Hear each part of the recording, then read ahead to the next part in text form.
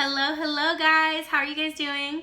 This is our first video of our science experiments for June, and this one is really simple, really easy, just about any age can do it, and it's really fun for any ages, really.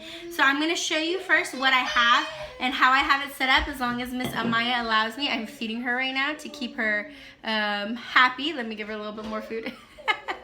Feeding her to keep her happy mom life, right? Told you these things are easy because I have a little one and 2 older boys and a dog, and it's crazy.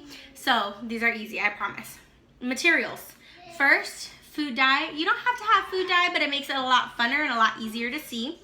Next, you can see I have a glass tray, just a Pyrex dish. You can use a plastic container lid if you need to. Something clear is funner because I have paper underneath.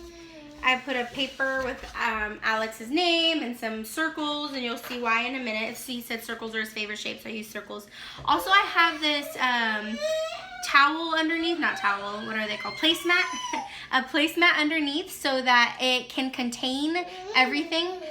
One thing I learned in, I forgot where, is kids like things contained, and so it's like defining their work area and saying, this is where we're gonna work and not off here. I'm not putting food dye on the table. I'm not putting food dye on the floor.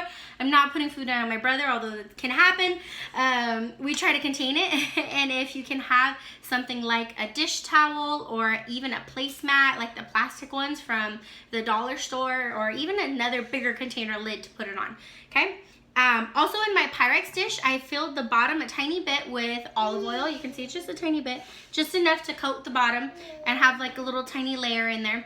I coated it with olive oil. You can use any kind of oil you have. The lighter color it is, the better, because it'll be, again, easier to see the food coloring. I have 2 cups of water, plain water in them, and 2 toothpicks to stir in the food dye. And I believe those are all of our, and safety goggles, because it's always kind of fun doing science with safety goggles because it makes them feel more sciencey, right? And also some science tools like a magnifying glass or pipettes. And I'm gonna have a list of where I got some of these supplies at, like the little pipettes and magnifying glass, which ones we use. I'm gonna have a list in my link. I'm gonna make it after this video, I promise. And I'll post some of the supplies that we've used. All right, so those are my supplies, and now I'm gonna call in the kids and we're gonna get to fun.